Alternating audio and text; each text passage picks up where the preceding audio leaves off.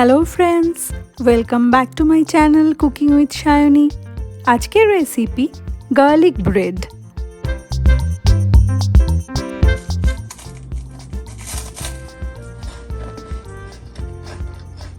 আওয়াজটা শুনেই নিশ্চয়ই বুঝতে পেরেছো গার্লিক ব্রেডটা কতটা ক্রাঞ্চি হয়েছে। এরকম ক্রিস্পি ক্রাঞ্চি গার্লিক ব্রেড কিভাবে ইজি প্রসেসে বাড়িতেই বানিয়ে নেওয়া যায় সেটাই আজকের ভিডিওতে আমি শেয়ার করেছি। চলো দেখে নেওয়া যাক আজকের ভিডিওটা। গার্লিক ব্রেড বানানোর জন্য গার্লিক তো লাগবেই। এখানে বেশ কয়েকটা গার্লিক ক্লোভস আমি নিয়েছি। এবার একটা গ্রেটারের স্মল সাইজ ব্লেডের দিকটা দিয়ে গার্লিকগুলোকে গ্রেট করে নিচ্ছি।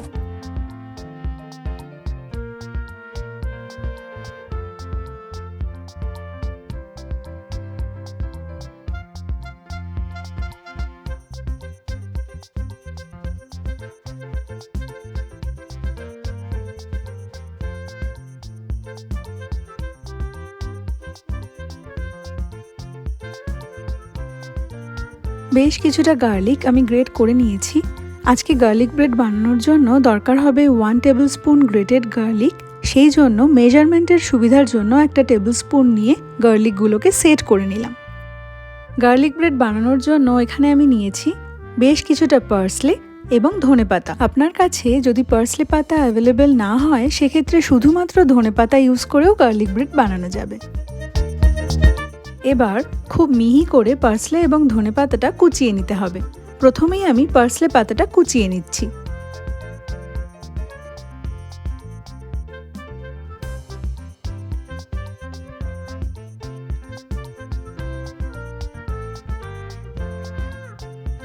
পার্সলে পাতা কোচানো হয়ে গেল। একই রকম ভাবে ধনেপাতাও কুচিয়ে নিচ্ছি। ধনেপাতা এবং পার্সলে পাতা যতটা সম্ভব মিহি করে কোচানো যায় ততই ভালো। পার্সলে পাতা, ধনে পাতা, গার্লিক রেডি করা হয়ে গেল। এবার ব্রেডটাকে রেডি করে নেব। গার্লিক ব্রেড বানানোর জন্য আমি ইউজ করেছি মিনি বাগেট বান, তবে আপনি এটা রেগুলার ব্রেড দিয়েও করতে পারেন। ব্রেডটাকে 2 সেন্টিমিটার থিক স্লাইসেসে কেটে নিচ্ছি।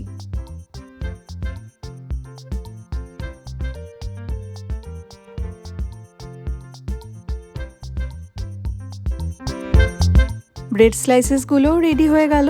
এবার বাটারটাকে রেডি করতে হবে। নিয়েছি হাফ কাপ সল্টেড বাটার। বাটারটা 6-7 ঘন্টা আগে ফ্রিজ থেকে বের করে রেখেছিলাম যাতে একটু সফট হয়ে যায়। অ্যাড করে দিলাম 1 টেবিল স্পুন ধনে পাতা কুচি, 1 টেবিল স্পুন পার্সলে পাতা কুচি, 1 টেবিল স্পুন গ্রেট করে রাখা গার্লিক, আর অ্যাড করছি হাফ আ টিস্পুন শামরিচ গুঁড়ো। এর পরিবর্তে গোলমরিচ গুঁড়োও ব্যবহার করা যাবে। সবকিছুকে ভালো করে মিক্স করছি। এই গার্লিক বাটারে ধনে পাতা কুচি এবং পার্সলে পাতা কুচির পরিমাণ আপনি আপনার পছন্দ অনুযায়ী কমিয়ে বা বাড়িয়ে নিতে পারেন। আর এইভাবে গার্লিক বাটার বানিয়ে এয়ারটাইট কন্টেনারে ভরে প্রায় 1 মাস ফ্রিজে স্টোর করে রেখে দেওয়া যায়।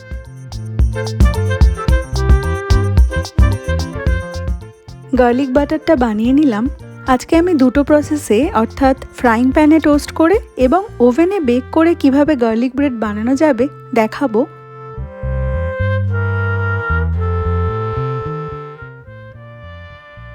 ফ্রাইং প্যানে টোস্ট করার জন্য ব্রেড স্লাইসেসের দুই দিকেই ভালো করে বাটার স্প্রেড করে নিচ্ছি।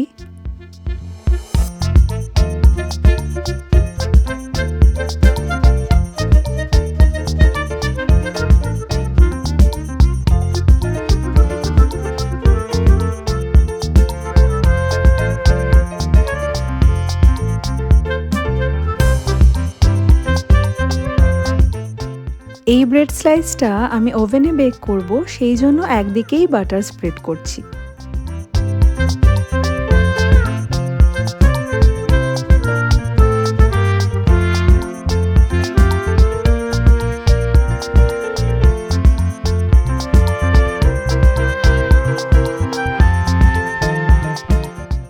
আরও একবার বলে দিই, ওভেনে যদি বেক করা হয় তাহলে ব্রেড স্লাইসের শুধু একদিকে বাটার স্প্রেড করতে হবে, আর যদি ফ্রাইং প্যানে টোস্ট করা হয় সেক্ষেত্রে ব্রেড স্লাইসেসের দুদিকেই বাটার স্প্রেড করতে হবে।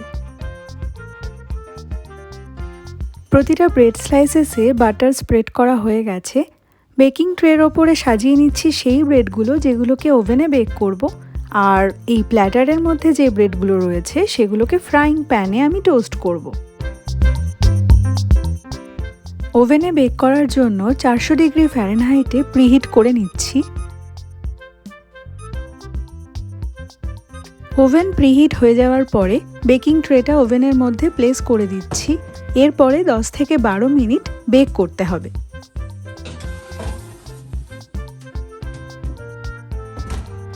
ফ্রাইং প্যানে গার্লিক ব্রেডটা টোস্ট করার জন্য এই কড়াইটা মিডিয়াম হিটে গরম করে নিয়েছি। এরপরে ব্রেডগুলো প্লেস করে দিচ্ছি। আমরা যেভাবে ব্রেড টোস্ট বানাই সেই রকমভাবেই একটু চেপে দুটো দিক উল্টে পাল্টে লাইট গোল্ডেন ব্রাউন করে টোস্ট করে নিচ্ছি।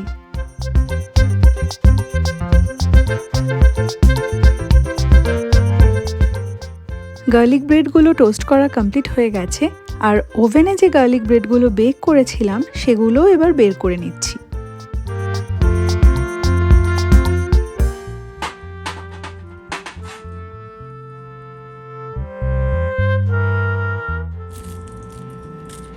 কম বাটার ইউজ করে একটু বেশি ক্রিস্পি গার্লিক ব্রেড যদি বানাতে হয় তাহলে ওভেনে বেক করে নেওয়াই ভালো। সেই জন্য আমি নিজে ওভেন বেক গার্লিক ব্রেড খেতেই বেশি পছন্দ করি। তবে ওভেন বেক হোক বা ফ্রাইং প্যানে টোস্ট করা হোক, যে কোনো একটা প্রসেসে গার্লিক ব্রেড কিন্তু অবশ্যই বানাতে হবে, কারণ এটা একবার টেস্ট করার পরে আপনি বারবার বানাবেন। আজকের ভিডিও ভালো লাগলে লাইক, শেয়ার আর সাবস্ক্রাইব করার অনুরোধ রইল। দেখা হচ্ছে নতুন ভিডিওর সাথে। ততক্ষণের জন্য বাই।